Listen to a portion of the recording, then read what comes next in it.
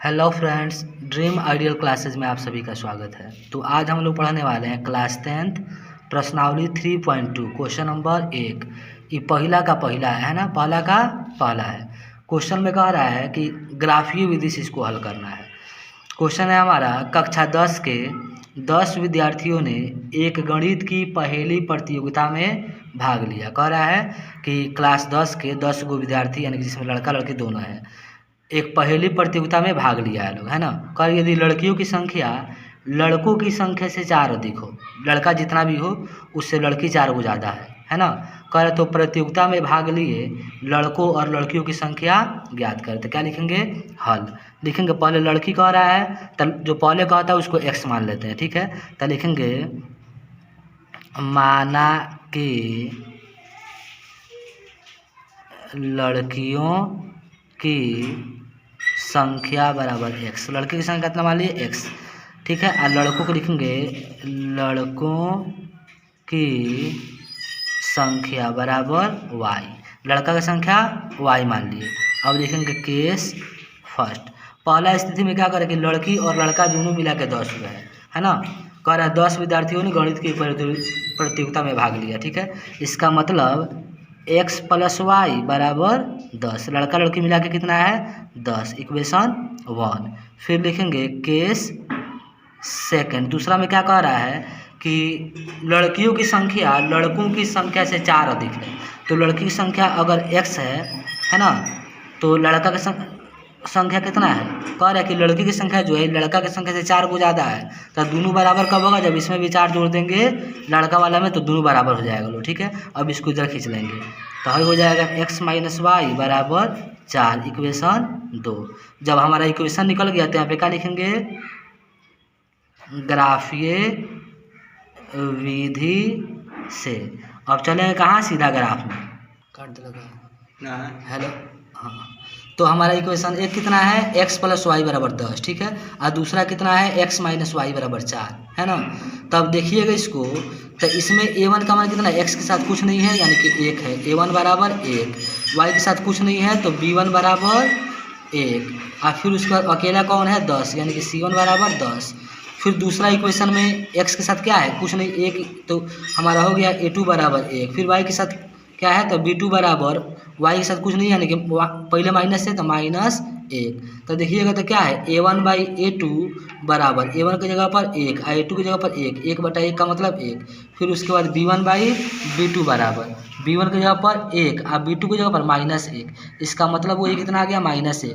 तो a1/a2 आया है 1 और b1/b2 आया है -1। तो क्या हुआ? a1/a2 बराबर नहीं है b1/b2 के। जितना a1/a2 है उतना ही b1/b2 नहीं है, बराबर नहीं है। तो जब बराबर नहीं है यानी कि प्रतिच्छेदित करती हुई रेखा होगा, एक दूसरे को कहीं ना कहीं काट देगा। अब कहाँ पे काटेगा इसे पता चल गया, तो जहाँ पे काटता है वहीं हो जाता है आंसर। तो ऐसा जब भी आएगा तब मान कुछ भी नहीं रख सकते हैं, एक वही मान रखेंगे जो आंसर को ला दे, यानी कि पता चले कि कहाँ पे कटेगा। तो हम लोग याद नहीं ना करेंगे, कितना याद करेंगे, है ना, कि किसका आंसर कितना है कितना नहीं है, ठीक है। तो क्या करेंगे? विलोपन विधि या प्रतिस्थापन विधि से अलग कहीं बना लेंगे, ठीक है। तो देखिए इक्वेशन एक कितना है? तो x + y बराबर 10। दूसरा कितना है? x - y बराबर 4। तो लिखेंगे विलोपन विधि से, किसी भी विधि से बना सकते हैं, विलोपन हो, प्रतिस्थापन हो, वज्र हो, किसी से बना लेंगे जिससे पता चल जाए कि हाँ आंसर कितना है। तो लिखेंगे 1 + 2 करने पर इक्वेशन 1 कितना है? तो दिया है x + y है ना बराबर 10। दूसरा कितना है? x - y बराबर 4, x - y बराबर 4। अब दोनों को क्या करेंगे? प्लस के तो साइन चेंज नहीं होगा, y कट गया, x और x 2x और फिर 10 × 4 14, 2 × 1 = 2, 2 × 7 14। अब इसे पता ही चल गया कि x बराबर कितना आ गया? x बराबर 7। और x का मान 7 आ गया तो इसका मान क्या रख देंगे? इक्वेशन 1 में रख देंगे तो y का भी मान निकल जाएगा।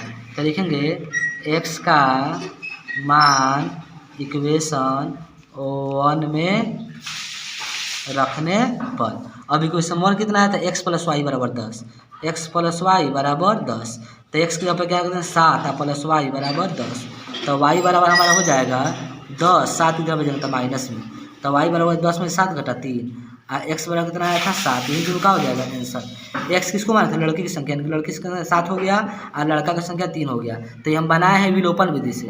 जब हम ग्राफीय विधि से बनाएंगे तो डाटा बनाते समय एक वही मान रखेंगे जो आंसर को ला दे, यानी कि एक्स में 7 रखेंगे तो वाई में 3 आ जाएगा, या वाई में 3 रखेंगे तो एक्स में 7 आ जाएगा। ठीक है, तो मान रखते समय इसका ध्यान रखेंगे हम लोग। ठीक है, अब देखते हैं, देखिए तो हमारा क्या माना था, हाँ वाई को इधर भेज सकते हैं। ठीक है, तो एक्स बराबर क्या हो जाएगा 10 माइनस वाई।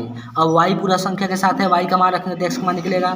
तो वाई में क्या आया है हमारा, तो वाई में आया हमारा क्या चीज़ 3। ठीक है, तो वाई का फर्स्ट मान रख देंगे 3, लिखेंगे वाई बराबर 3 रखने पर, जब वाई का मान 3 रखेंगे तो एक्स बराबर कितना हो जाएगा, तो 10 माइनस वाई की जगह पर 3, तो एक्स बराबर 7 आ गया जैसा हमारा था, है ना।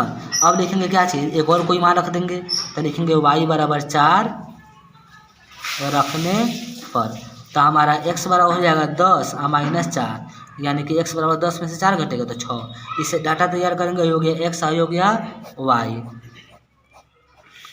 2 मान रख के बना सकते हैं या मर्जी के 3 को मान रख के बना सकते हैं, लेकिन 2 से कम नहीं रखेंगे। ठीक है, जब y का मान रखे हैं 3 तो x का मान आया है 7, y का मान रखे हैं 3 तो x का मान आया है 7, जब y का मान रखे हैं 4 तो x का मान आया है 6। ठीक है, तो पहला से बना लिए, इसी तरह इक्वेशन 2 से डाटा तैयार करेंगे, ऐसा है ना।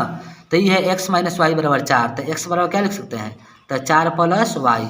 इसमें भी क्या है, इसमें भी y पूरा संख्या के साथ है, y का मान रखेंगे तो x का मान निकलेगा। तो y बराबर क्या रख दे रहे हैं, तो 3 आया था ना, तो इसमें भी 3 रख देंगे, y बराबर 3 रखने पर, तो हमारा x बराबर क्या हो जाएगा, तो x बराबर हो जाएगा 4 प्लस 3, यानी कि x बराबर 4 3 7। एक और कोई मान रख देंगे, लिख दे रहे हैं y बराबर 2 रखने पर, तब x बराबर क्या हो जाएगा, तो 4 प्लस वाई, यानी कि 4 प्लस 2, तो x बराबर हो जाएगा 4 2 6। अब हई हो गया x, हई हो गया y। ठीक है, अब देखिए जब हम लोग y का मान रखे हैं 3 तो x का मान कितना आया है 7, y का मान रखे हैं 3 तो x का मान आया है 7, जब y का मान रखे हैं 2 तो x का मान आया है 6। ठीक है, अब डाटा तैयार हो गया, इससे क्या करेंगे, ग्राफ खींचेंगे। चलते हैं अब ग्राफ में देखते हैं लोग क्या दिया है। पहला डाटा में तो x में 7 y में 3। ठीक है, तो x में 7 इधर से जाएगा और y में 3 इधर से आएगा, दोनों कहाँ मिलेगा, तो ये मिल जाएगा यहाँ पे। ठीक है, फिर क्या कह रहा है x में 4 y में 6, तो x में 4 इधर से जाएगा और y में 6 इधर से आएगा, ये दोनों कहाँ मिलेगा, तो यहाँ पे। जहाँ पे दोनों मिला है इसको क्या करेंगे, आपस में मिला देंगे। ठीक है,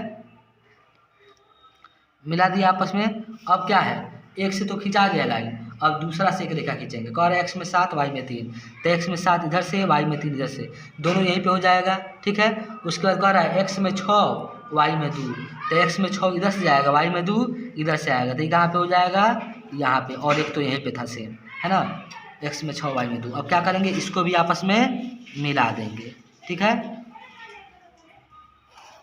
इसको भी मिला देंगे, तो इसको मिला दिए हैं। ठीक है, अब देखिए पहले इसको खींचे थे, इक्वेशन 1 का था, तो लिख देंगे यहाँ पे इक्वेशन 1। इक्वेशन 1 था कितना, तो x प्लस वाई बराबर 10। अब बाद में इसको खींचे हैं तो ये किसका लाइन है, तो ये है इक्वेशन 2 का। इक्वेशन 2 कितना है, तो इक्वेशन 2 दिया है x माइनस वाई बराबर 4, x माइनस वाई बराबर 4। अभी किसका निर्देशांक है, बिंदु जो है किसका निर्देशांक है, तो x में 7 का और y में 3 का, तो यहाँ पे लिख देंगे 7,3, x वाला पहले लिखाता है, फिर y किसका निर्देशांक है, तो x में 6 का y में 2 का, तो लिख देंगे 6,2, और एक ये वाला बिंदु किसका निर्देशांक है, तो x में 7 का, x में 4 का, y में 6 का, तो लिखेंगे 4,6।